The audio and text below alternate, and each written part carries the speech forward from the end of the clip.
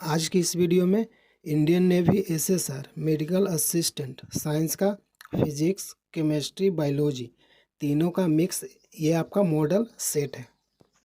पहला प्रश्न है, पुच्छल तारा कितने वर्षों पर दिखाई देते हैं? 76 वर्ष। अगला प्रश्न है, रेगुलेटर को परिपथ में क्यों जोड़ा जाता है? धारा नियंत्रक का कार्य करने हेतु। अगला प्रश्न है, किस रंग का तरंगदैर्घ्य सबसे अधिक होता है? लाल। अगला प्रश्न है, सभी विद्युत चुंबकीय तरंग एक ही समान चाल से चलती है, इसका चाल किसके बराबर है? प्रकाश की चाल 3 लाख किलोमीटर प्रति सेकंड। अगला प्रश्न है, 100 वाट और 200 वाट के दो बल्बों को समांतर क्रम में जोड़ने पर कौन अधिक प्रकाश देगा? 200 वाट वाला बल्ब अधिक प्रकाश देगा। अगला प्रश्न है, कौन सी तरंग ठोस, द्रव और गैस सभी माध्यमों में उत्पन्न की जा सकती है? अनुदैर्घ्य। अगला प्रश्न है, ऊष्मागतिकी का प्रथम नियम किसके संरक्षण को प्रदर्शित करती है? ऊर्जा संरक्षण। अगला प्रश्न है, चंद्रमा तल से आकाश का रंग कैसा दिखाई देता है? काला। अगला प्रश्न है, पृथ्वी का द्रव्यमान लगभग कितना है? 5.972 इंटू 10⁻24 kg। अगला प्रश्न है, किस प्रकार के प्रतिबिंब को पर्दे पर उतारा जा सकता है? वास्तविक प्रतिबिंब। अगला प्रश्न है, अर्धचालक पदार्थों की वैद्युत चालकता ताप बढ़ाने पर क्या होगा? बढ़ जाती है। अगला प्रश्न है, वायुयान की चाल और ध्वनि की चाल के अनुपात को क्या कहते हैं? मैक संख्या। अगला प्रश्न है, समतल दर्पण में व्यक्ति को अपना पूरा प्रतिबिंब देखने के लिए दर्पण की लंबाई कम से कम कितनी होनी चाहिए? व्यक्ति की लंबाई की आधी। अगला प्रश्न है, तारों का जीवन काल किस पर निर्भर करता है? उसके ताप और द्रव्यमान पर। अगला प्रश्न है, पृथ्वी की आयु ज्ञात करने में किनका प्रयोग करते हैं? Uranium dating. अगला प्रश्न है, घरों में उपयोग किए जाने वाले वैद्युत ऊर्जा को किस इकाई में मापते हैं? किलोवाट घंटा। अगला प्रश्न है, परमाणु उदासीन क्यों होते हैं? इलेक्ट्रॉन और प्रोटॉन की संख्या बराबर होने के कारण। अगला प्रश्न है, लेजर शब्द किसका संक्षिप्त रूप है? Light amplification by stimulated emission of radiation. अगला प्रश्न है, समुद्र की दूरी मापने की इकाई क्या है? नॉटिकल मील। अगला प्रश्न है, पराश्रय तरंगों को कौन से दो जीव सुन सकते हैं? कुत्ता और चमगादड़। अगला प्रश्न है, ध्वनि की चाल किस माध्यम में सबसे कम होती है? गैस। अगला प्रश्न है, गाड़ी में कार्बोरेटर का क्या कार्य होता है? पेट्रोल तथा हवा का मिश्रण बनाने में। अगला प्रश्न है, स्पुतनिक 2 की सहायता से अंतरिक्ष में भेजा जाने वाला पहला जानवर कौन है? लाइका नामक कुत्ता। अगला प्रश्न है, बिना उपग्रह वाले दो ग्रह मुख्यतः कौन से हैं? बुध और शुक्र। अगला प्रश्न है, किसी पिंड का भार सबसे अधिक कहाँ होता है? ध्रुव पर। अगला प्रश्न है, लिफ्ट में व्यक्ति का भार कब अधिक होता है? जब लिफ्ट ऊपर की ओर त्वरण से गमन करती है। अगला प्रश्न है, किसी पिंड का वेग दुगना होने पर उसकी गतिज ऊर्जा क्या होगी? 4 गुनी। अगला प्रश्न है, नदी में तैरता जलयान जब समुद्र में जाता है तो उसकी स्थिति क्या होती है? जलयान थोड़ा सा ऊपर उठ जाता है। अगला प्रश्न है, वर्षा की बूंद गोल होने का कारण क्या है? पृष्ठ तनाव।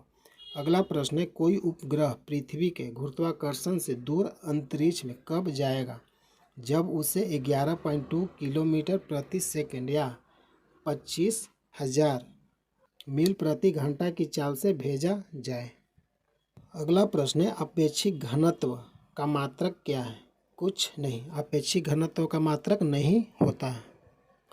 अगला प्रश्न है, हाइड्रोलिक द्रव चालित प्रेस, द्रव चालित ब्रेक किस सिद्धांत पर कार्य करता है? पास्कल। अगला प्रश्न है, यदि बैरोमीटर की रीडिंग एकाएक गिर जाए तो किसका संकेत देती है? आंधी और तूफान का संकेत। अगला प्रश्न है, बैरोमीटर की रीडिंग में क्रमिक गिरावट किसका संकेत देता है? वर्षा का। अगला प्रश्न है, बैरोमीटर की रीडिंग में क्रमिक चढ़ाव किसका संकेत देता है? साफ मौसम का। अगला प्रश्न है, लालटेन में बत्ती के सहारे तेल चढ़ने की प्रक्रिया क्या कहलाती है? केशिकत्व। अगला प्रश्न है, गेंद स्पिन करना किस सिद्धांत पर आधारित है? बर्नौली प्रमेय। अगला प्रश्न है, सेल्सियस और फ़ारेनहाइट पैमाना एक समान पाठ्यांक कब प्रदर्शित करेंगे? -40 डिग्री पर। अगला प्रश्न है, एक स्वस्थ व्यक्ति का समान तापमान कितना होता है? 98.6 डिग्री फ़ारेनहाइट या 37 डिग्री सेल्सियस या 310 केल्विन। अगला प्रश्न है, जल का न्यूनतम आयतन कितना डिग्री सेंटीग्रेड पर होता है? 4 डिग्री सेल्सियस। अगला प्रश्न है, जल का अधिकतम घनत्व कितना डिग्री सेंटीग्रेड पर होता है? 4 डिग्री सेल्सियस। अगला प्रश्न है, विद्युत ऊर्जा का यांत्रिक ऊर्जा में कौन परिवर्तित करता है? विद्युत मोटर। अगला प्रश्न है, ध्वनि ऊर्जा को विद्युत ऊर्जा में कौन परिवर्तित करता है? माइक्रोफोन। अगला प्रश्न है, विद्युत ऊर्जा को ध्वनि ऊर्जा में कौन परिवर्तित करता है? Loud speaker. अगला प्रश्न है, दूध का घनत्व किसके द्वारा मापा जाता है? लैक्टोमीटर। अगला प्रश्न है, निकट दृष्टि दोष में किस लेंस का चश्मा प्रयोग करता है? अवतल लेंस। अगला प्रश्न है, दूरदृष्टि दोष में किस लेंस का चश्मा प्रयोग होता है? उत्तल लेंस। अगला प्रश्न है, अंतरिक्ष यान से अंतरिक्ष यात्री को आकाश कैसा दिखाई पड़ेगा? काला। अगला प्रश्न है, प्रकाश वर्ष क्या है? खगोलीय दूरियां मापने का मात्रक है। अगला प्रश्न है, हीटर का तार किसका बना होता है? नाइक्रोम का। अगला प्रश्न है, परमाणु बम किस पद्धति पर कार्य करता है? नाभिकीय विखंडन। अगला प्रश्न है, हाइड्रोजन बम किस पद्धति पर कार्य करता है? नाभिकीय संलयन। अगला प्रश्न है, सूर्य की ऊर्जा में कौन सी क्रिया होती है? नाभिकीय संलयन। अगला प्रश्न है, ध्वनि तरंगे कैसी तरंगे हैं? अनुदैर्घ्य। अगला प्रश्न है, आकाश का नीला रंग किस कारण से होता है? प्रकीर्णन। अगला प्रश्न है, एसी और डीसी में किसके द्वारा बदला जाता है? दिष्टकारी। अगला प्रश्न है, पानी से भरी बाल्टी में छड़ी को डालने पर टेढ़ी दिखाई पड़ने का कारण क्या है? प्रकाश का अपवर्तन। अगला प्रश्न है, टेप रिकॉर्डर के प्लास्टिक टेप पर किस पदार्थ का लेप रहता है? लौह चुंबकीय पदार्थ। अगला प्रश्न है, मानव निर्मित प्रथम तत्व कौन है? पोलोनियम। अगला प्रश्न है, यूरेनियम के नाभिकीय विघटन को अंतिम अवस्था में क्या प्राप्त होता है? सीसा। अगला प्रश्न है, बादल किस कारण से हवा में तैरता है? श्यानता तथा कम घनत्व के कारण। अगला प्रश्न है, रॉकेट को आगे की ओर बढ़ना किस सिद्धांत पर आधारित है? रेखीय संवेग संरक्षण सिद्धांत। अगला प्रश्न है, लिफाफे पर गोंद लगा डाक टिकट किस बल के कारण चिपकता है? असंजन बल। अगला प्रश्न है, भारत का प्रथम न्यूक्लियर रिसर्च रिएक्टर कौन है? अप्सरा। अगला प्रश्न है, पनडुब्बी के अंदर से बाहर की वस्तुओं को देखने के लिए किस यंत्र का प्रयोग किया जाता है? पेरिस्कोप। अगला प्रश्न है, 1 न्यूटन कितने डाइन के बराबर होता है? 10⁵ डाइन। अगला प्रश्न है, 1 जूल कितने अर्ग के बराबर होता है? 10⁷ अर्ग। अगला प्रश्न है, 1 प्रकाश वर्ष कितने मीटर के बराबर होता है? 9.46 × 10⁻15 मीटर। अगला प्रश्न है, प्रथम श्रेणी का उत्तोलक कौन होता है? कैंची, पिलास, कील उखाड़ने की मशीन, साइकिल का ब्रेक। अगला प्रश्न है, द्वितीय श्रेणी का उत्तोलक कौन होता है? सरौता, नींबू निचोड़ने का मशीन। अगला प्रश्न है, तृतीय श्रेणी का उत्तोलक कौन होता है? चिमटा, किसान का हल, मनुष्य का हाथ। अगला प्रश्न है, यांत्रिक ऊर्जा को विद्युत ऊर्जा में कौन परिवर्तित करता है? डायनेमो। अगला प्रश्न है, सौर ऊर्जा को विद्युत ऊर्जा में कौन परिवर्तित करता है? Solar cell. अगला प्रश्न है, जब लिफ्ट ऊपर की ओर जाती है तो लिफ्ट में स्थित पिंड का भार क्या होगा? बढ़ जाएगा। अगला प्रश्न है, जब लिफ्ट नीचे की ओर जाती है तो लिफ्ट में स्थित पिंड का भार क्या होगा? घट जाएगा। अगला प्रश्न है, वायुयान में बैठे यात्री के फाउंटेन पेन से स्याही क्यों रिस जाती है? वायुमंडलीय दाब। कम होने के कारण। अगला प्रश्न है अपेक्षिक घनत्व किस यंत्र द्वारा मापा जाता है? हाइड्रोमीटर। अगला प्रश्न है जब केश नली को पानी में डुबोया जाता है तो क्या प्रभाव पड़ता है?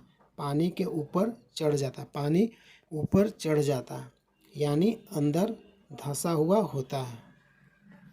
अगला प्रश्न है जब केश नली को पारे में डुबाया जाता है तो क्या प्रभाव पड़ता है?